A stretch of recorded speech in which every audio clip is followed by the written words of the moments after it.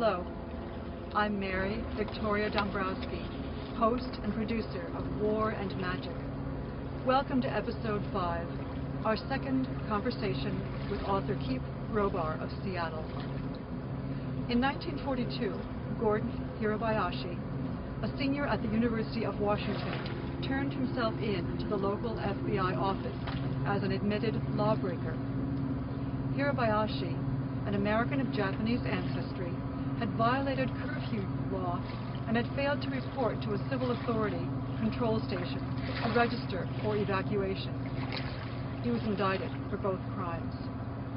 In 1985, in the Seattle courtroom of Judge Voorhees, Hirabayashi's guilt or innocence and the constitutionality of Executive Order 9066, ordering evacuation, were still being debated. Today in 2005, while the constitutionality of 9066 still stands, historians have yet to reach consensus on the evacuation and its relationship to top-secret intelligence. I don't find that unusual, and nor does Sir John Keegan in The Battle for History. Keegan states, "The history of the Second World War has not yet been written. Perhaps in the next century it will be. Today, though 50 years have elapsed since it ended, the passions it aroused still run too high. The wounds it inflicted still cut too deep, and the unresolved problems it left still bulk too large for any one historian to strike an objective balance. That should not surprise us." In this second conversation, Keith Robar discusses the testimony of David Lowman at the Hirabayashi hearings and the inner workings of the CWRIC, which led to the flawed report titled Personal Justice Denied.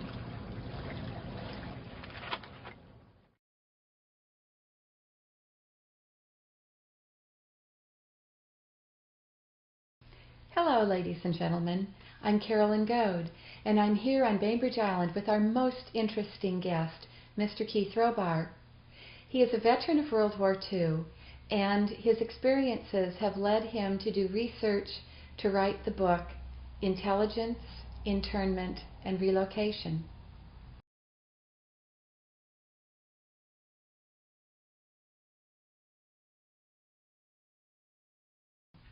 Welcome, Keith, and thank you so much for being here. I understand that you were a pilot during World War II, a police officer, and a teacher in Seattle for 30 years. What is it about these experiences that led you to want to do research in order to write this book?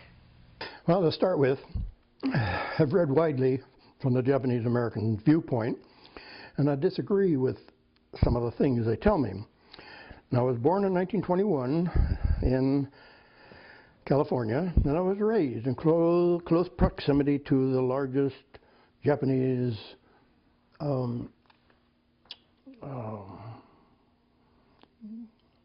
community outside of Japan itself. At that time, the Nisei, the second generation, were babies or very young. The Issei, their parents, were extraordinary people. They worked very hard, never got in trouble. You never find a drunk. You don't find dysfunctional families. They were certainly a credit to their ethnic group.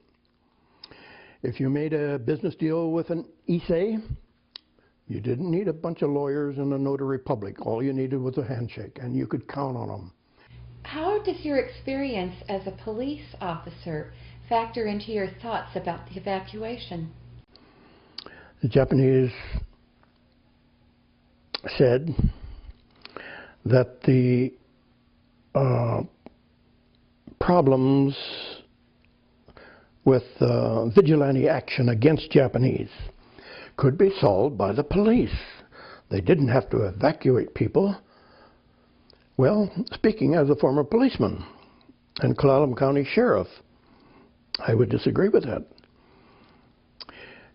Clallam County had 27,000 acres and about 25 officers. Port Angeles would be the headquarters. So you get a drive-by shooting out past Agate Beach or somewhere. How long is it going to take you to get out there? Were there other problems faced by the ethnic Japanese in 1941 to 42? For example, maintaining their livelihoods. Now, as far as the economic collapse, only one answer. Get these people together in one place where you can protect them, where you can feed them, take care of them, until the problem passes. In June of 1985, you attended the Hirabayashi hearings in Seattle, where David Lowman was called as an expert witness. Who was David Lowman?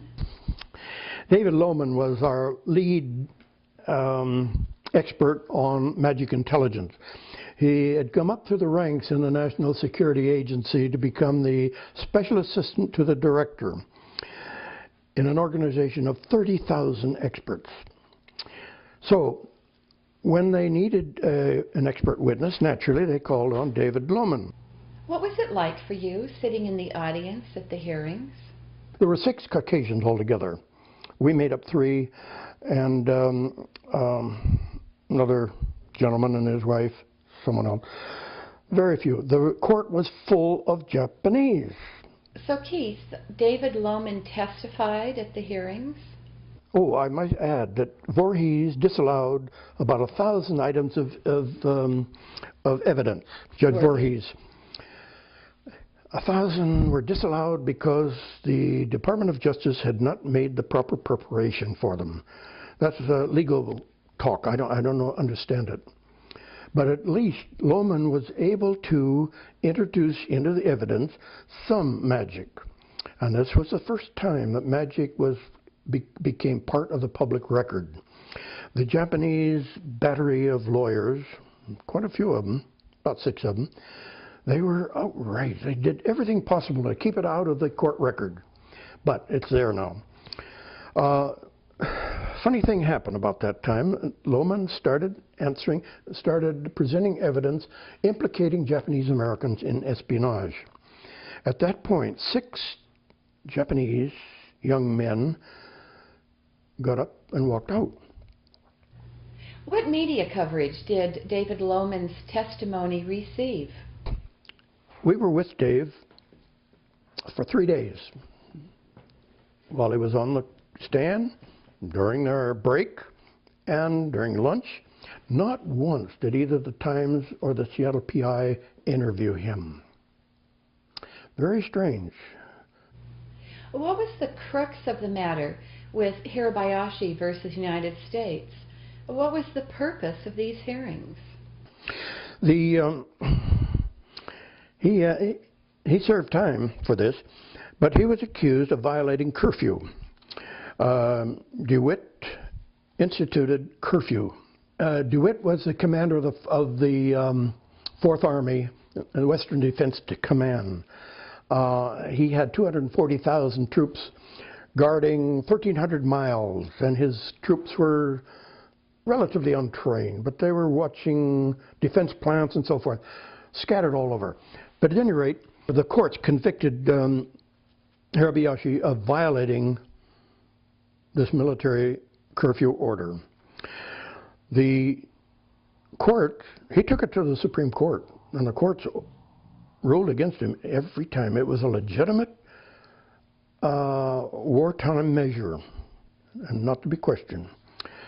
But he had 300,000 supporters behind him, financing it. He could appeal it to the county. It didn't cost him a cent, but he lost. So, Keith, you were in the courtroom hearing the testimony. Where did that lead you next? Well, this time spent in the courtroom made it clear to me that there were 2 sides to this question. As a consequence, I caught a plane, went back east and prowled around in the National Archives. And I collected a big pile of documents that supported the government position. Dave was working on a book. He had his manuscript. I think I brought a copy of it. He was working on his manuscript, but he decided he wasn't going to follow through and not going to publish it. So he turned under his bed. He had a big box of records, 30 years in the National Security Agency. So he had a pile of records. So he turned those over to me. They're still sitting in the home. I haven't read them all. I'm going to give them to Stanford, his school, for researchers. I don't think I can make use of them. But a very, very strange thing. There were some documents in that book, in that box, from Peter Irons, who was a professor at San Diego, claims to be a constitutional expert. He is a lawyer, although he has never been admitted to the bar of any state. The other guy is Lieutenant Colonel Herzig, married to a Japanese girl. They question, they dispute Dave Lowman on point after point after point. I think it's rather presumptuous of them, who knew nothing of magic intelligence until Dave went public with it in 1983. I think it was in April, when a New York Times reporter, Mr. Moore, M-O-H-R, questioned him about it. This was the first public announcement. The press descended on the commissioner, 9 commissioners and 34 staff members. They knew nothing of it, never heard of magic. Keith, there was a United States Congressional Commission called the Commission on Wartime Relocation and Internment of Civilians, or CWRIC for short. CWRIC produced a report in 1984 called Personal Justice Denied. Would you speak about the process that produced that report? This I find very interesting and very disturbing. In 1976, Minoru Ori started the redress movement, and it was a most remarkable chapter in American politics. They were able to get enough support to get a commission established. Now, this is a favorite trick of Congress. If something could backfire, they will form a commission. Then they can point to the public and say, hey, this was a recommendation of the commission, and they are scot-free. Well, 9 commissioners were nominated, every one of them approved by both the Japanese American Citizen League and the National Commission of Japanese Americans for Redress. That was Minori's group. Oh, I'm sorry. Redress for what? Well, for evacuating them and putting them in relocation centers. They wanted $20,000, and this is the start of the process. They had a very powerful group in Congress. They had Mineta, Matsui, Matsunaga, and Daniel Inouye. Very influential people. They, in turn, were able to get enough support to get the commission formed. And it culminated in the passage of Senate Bill 100-383. Now we get the commission going. 9 commissioners and 34 staff members, none of whom had an inkling of magic. So when David Lowman went public with magic in '83, the journalists descended on them for more information, and it was most embarrassing. So they put out an addendum to their report. The addendum was so bad, so sloppy, so inaccurate, they had to withdraw it. I have a copy, but you can't find it publicly. Mr. Robar, who were the witnesses who testified before the commission, and how were they prepared? They did have practice hearings in Seattle, and they took videos of these people, and they showed them, and then they corrected their speech, their approach. They wanted them to make the maximum impact when they appeared before the commission. Now, this is not illegal, but it's a little bit unusual for you to go into a practice session before you appear in court or as a witness. So I can't fault them for that. What I can fault them for is their arrangement, their scheduling. In scheduling people to appear as witnesses, the cutoff was about 3 o'clock or so, because at that time the journalists have to leave in order to make their deadlines.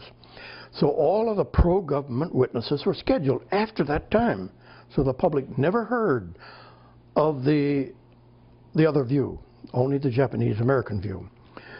Very clever. What about the conduct of the audience at the commission hearings? Frank Chin is a newspaper man in San Francisco, and he wrote a lengthy article on the Frisco hearings. He titled that "A Circus of Freaks." He pointed out that the Japanese audience were completely out of control. Congressman Dan Lundgren was in charge of this particular hearing. In charge, heck. They were stamping their feet. They were catcalling. They were whistling. They were booing. In other words, pro-government witnesses were not able to get their point across. Now, when Stevens of Alaska was controlling it, he said, in effect, "One peep out of you and I'll clear the courtroom." That's not a quote, but this is the message he got across, and his hearing was well done. Eventually, the CWRIC completed its report, Personal Justice Denied. What were its recommendations in that report? There were a couple of statements made in the report. One of them was repeated 3 times, that the broad historical causes for Roosevelt's action in evacuating the Japanese were due to racism, war hysteria, and failure of political leadership. I think, and Dave Lowman agrees with me, or no, I agree with him, that they're wrong in all 3 situations. First of all, racism. It directed at Asians, Japanese Asians. If it were racism, all Asians would have been treated the same. Chinese, Cambodians, so forth. They weren't. Actually, instead of racism, it was national origin. Japanese from Japan. These were the only ones, and not all of them. There were 25,000 Japanese living in the interior states. They weren't affected by the order at all. Now, as for war hysteria, this is a debilitating condition. I was 19 at the time, and I remember exactly what I was doing that morning when they interrupted the radio broadcast to say the bombs were falling. But it wasn't hysterical. A sense of dread, foreboding of, it's hard to explain. I knew I'd have to withdraw from the University of Washington. I just started. 16 million of us served in the military. We took on some of the best armies that have ever scourged the planet, ever since Kublai Khan sent his barbarian hordes across Europe. We whipped them. A bunch of soda jerks with a minimum of training.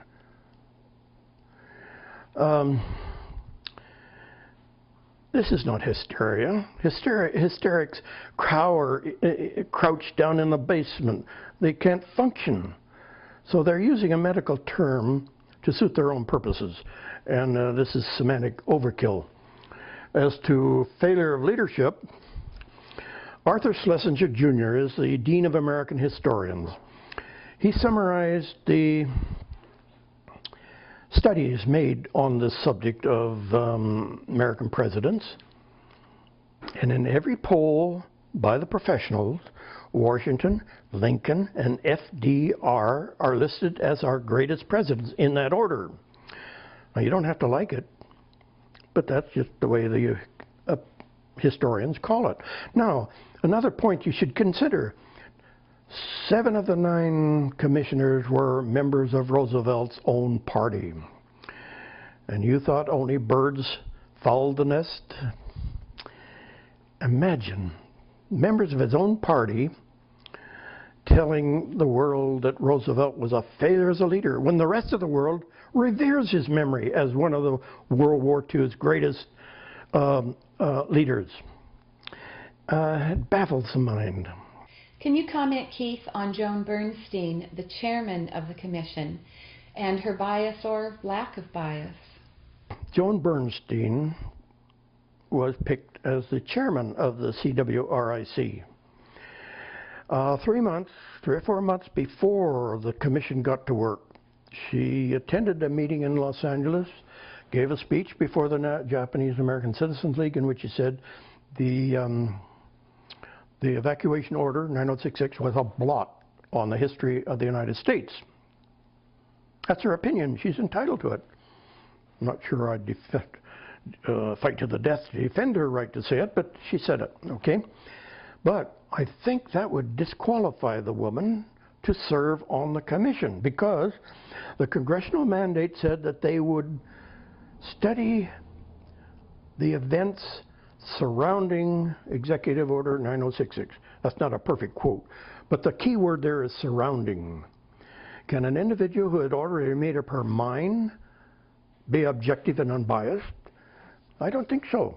Also, Keith, there were recommendations in Personal Justice Denied that the U.S. government issue an apology to individual ethnic Japanese who were interned or evacuated, pay them reparations of $20,000 to each, and educate the American public about evacuation and internment in a certain way. What is your evaluation of these recommendations? Been a lot of discussion on that. Lowman has written on that. Dr. Weiner has written scathing. I include his comments in the book. He's a constitutional lawyer with 38 cases before the Supreme Court. That makes him probably numero uno as far as a lawyer's lawyer. And their comment goes something like this. 5,000 Japanese, including both Japanese Americans and Issei, went back to Japan. Should they be getting $20,000? The people that are apologizing, now Dr. Ken Murata, Japanese, said that an apology means something only if the person offended is making the apology. In other words, I can apologize. What does it mean to me? Nothing. So the apology is an empty gesture, I think. However, if it makes the Japanese happy, I'd be glad to do it. But babies born in the centers, they were offended in some way, embarrassed. They got $20,000. One woman, and I'm not sure where the case is now, but she is bringing suit because she was conceived in the centers. She wants $20,000. So the recommendations of the commission, even though they were accepted by Congress, were not scrutinized very carefully. How about the Germans and Italians who were interned? Did they also receive $20,000 each and an apology? They were interned at Crystal City, served under the same conditions as the Japanese. They did not get $20,000. They didn't get a dime. And I think this is a violation of the Fifth Amendment, which states that equal protection under the law. If the Japanese get it, the others should get it. Mr. Robar, Thank you for providing our audience with the benefits of your research and analysis. This has been most interesting. The next episode of War and Magic will feature the third and concluding part of our conversation with Keith Robar, author of Intelligence, Internment, and Relocation, available from Kaikar Publications. I'm Carolyn Goad on Bainbridge Island. Thanks for tuning in.